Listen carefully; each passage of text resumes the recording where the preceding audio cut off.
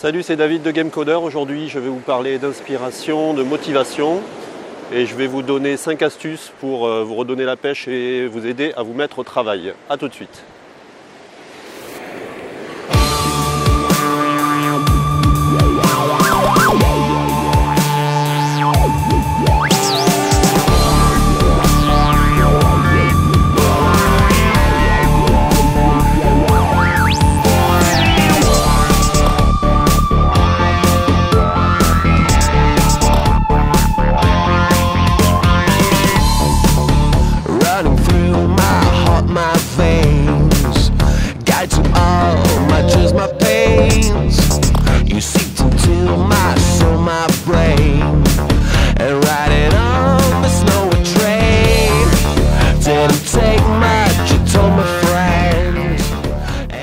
Alors, première astuce, changer d'environnement. Donc la première astuce est toute simple. C'est une aberration de penser qu'en travaillant tous les jours au même endroit et en vous mettant dans une configuration de bureau, vous allez trouver l'inspiration et l'envie d'être créatif. Est-ce que c'est créatif d'être assis dans un bureau, de voir toujours le même mur blanc en face de soi, de voir le bordel qu'on a dans sa chambre, dans sa maison, la vaisselle à faire. Donc je ne pense pas. Et si vous êtes dans un environnement de bureau traditionnel et que vous avez monté votre studio, voir toujours les mêmes personnes, avoir toujours les mêmes habitudes, ça peut paraître rassurant, mais ça brise, ça casse l'inspiration. Donc ce qu'il va falloir faire, c'est vous équiper d'un ordinateur portable. Puis vous n'êtes pas obligé de coder non plus tout le temps. Vous pouvez tout simplement prendre un papier, un stylo et vous déplacer. Donc il y a le Wi-Fi partout, il y a la 3G. Vous avez sûrement des endroits qui vous inspirent. Vous avez aussi la possibilité de ne rien faire. J'ai la plupart de mes meilleures idées quand je suis en mouvement, quand je me déplace, quand je marche, dans des environnements inspirants comme celui d'aujourd'hui. Et tout simplement, quand je ne suis pas dans l'idée de me forcer à trouver des idées. Donc tout simplement, je fais une activité. Et les idées me viennent, puisque quand on a un cerveau qui tourne à 100 à l'heure, qu'on est passionné, qu'on a un projet et qu'on est créatif, les idées finissent par venir. Donc il ne faut pas se forcer, il faut donc changer d'environnement. Si vous avez envie de coder, vous pouvez aussi le faire dans un McDo, dans un bar, chez un pote, en voyage, dans un hôtel. N'hésitez pas à vous déplacer. Aujourd'hui, on ne travaille plus de la même manière, on ne travaille pas métro, boulot, dodo, toujours au même endroit. Et vous découvrirez que votre esprit est capable de beaucoup de choses quand il n'est pas dans un environnement familier.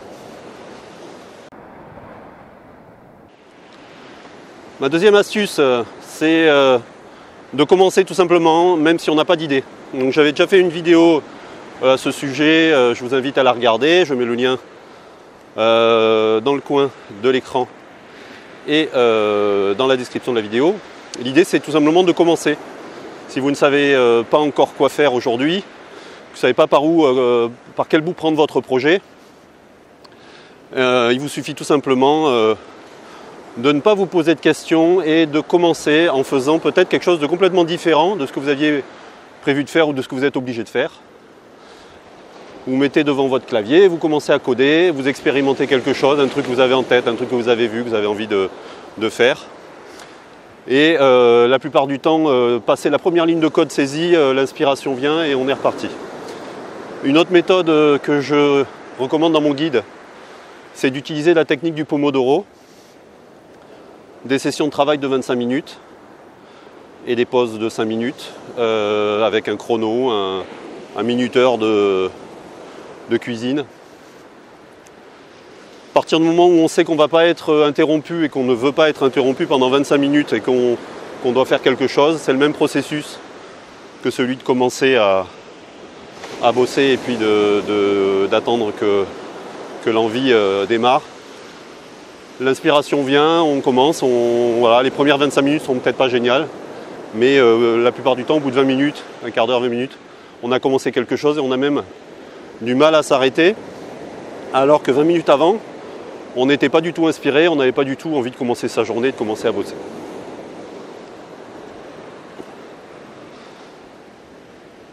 Ma troisième astuce, c'est d'aller chercher l'inspiration chez les autres. Si vous avez envie de faire ce métier de programmer des jeux vidéo et de créer des jeux vidéo, c'est que vous êtes un créatif, c'est qu'il y a des choses que vous avez vues, des jeux auxquels vous avez joué qui vous ont donné envie de faire ce métier. Si vous avez un projet de jeu vidéo, il y a sûrement des choses que vous avez vues, des films, des musiques, des jeux auxquels vous avez joué qui vous ont donné l'idée de créer de ce jeu vidéo. Et bien tout simplement,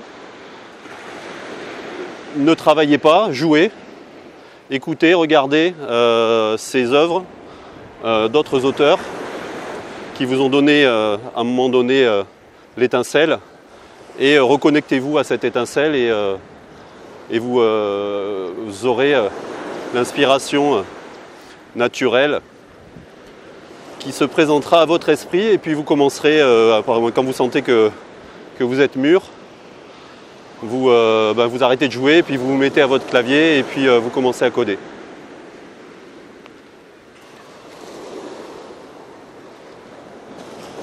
Ma quatrième astuce consiste à, c'est une astuce, disons que c'est plutôt quelque chose qu'il faut faire quasi quotidiennement, c'est de suivre d'autres créatifs, de vous nourrir de leur motivation.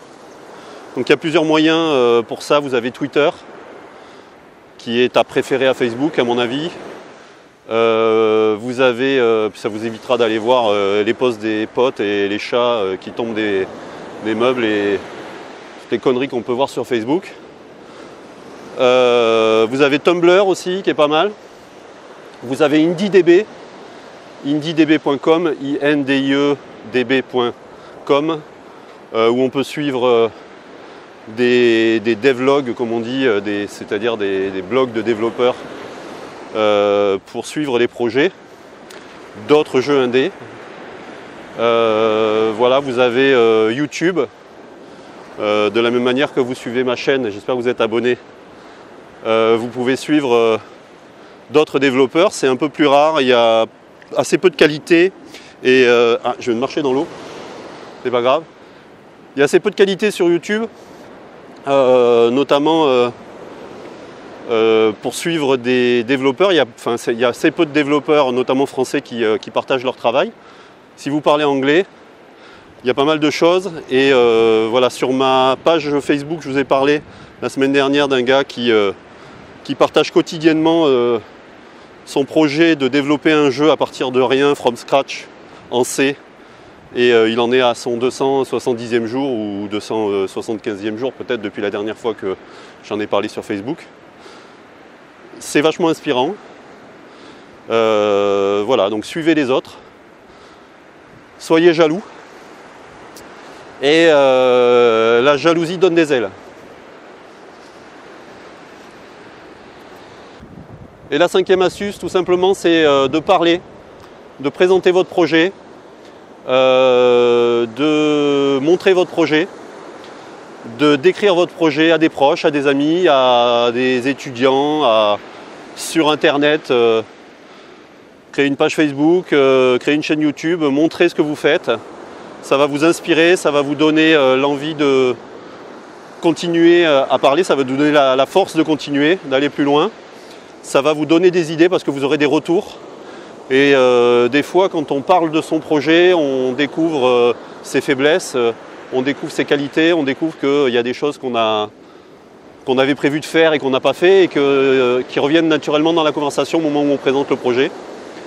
Donc voilà, en échangeant, en parlant, en montrant, vous allez également vous reconnecter à votre projet, et vous allez pouvoir retrouver cette inspiration que vous avez peut-être perdue. Alors l'inspiration, on ne l'a pas tout le temps. Quand on l'a, il faut s'en nourrir. Quand on est inspiré, quand on se sent inspiré, moi j'appelle ça le flow, hein, c'est une théorie de certains psychologues. Le flow, c'est quand on fait la bonne chose au bon moment, quand on est connecté à son esprit créatif. Quand vous êtes dans cet état-là, arrêtez ce que vous êtes en train de faire et allez-y, asseyez-vous devant votre clavier et puis commencez parce que c'est le meilleur moment. Épuisez la source d'inspiration jusqu'à la dernière goutte. Vous aurez sûrement fait des miracles ce jour-là.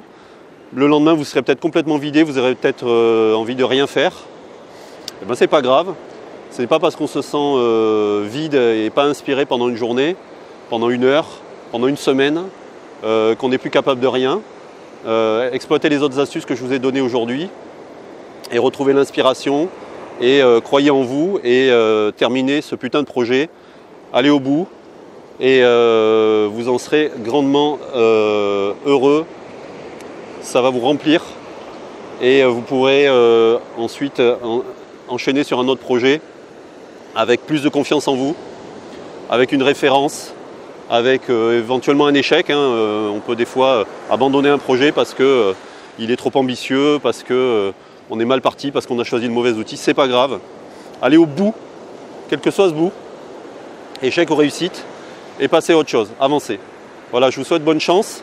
J'ai un cadeau pour vous, c'est mon guide Comment devenir programmeur de jeux vidéo. Si vous ne l'avez pas encore, vous pouvez le télécharger. Je vous donne le lien dans la description de la vidéo, dans le coin de l'écran, en cliquant sur le petit i si vous êtes sur ordinateur ou sur mobile.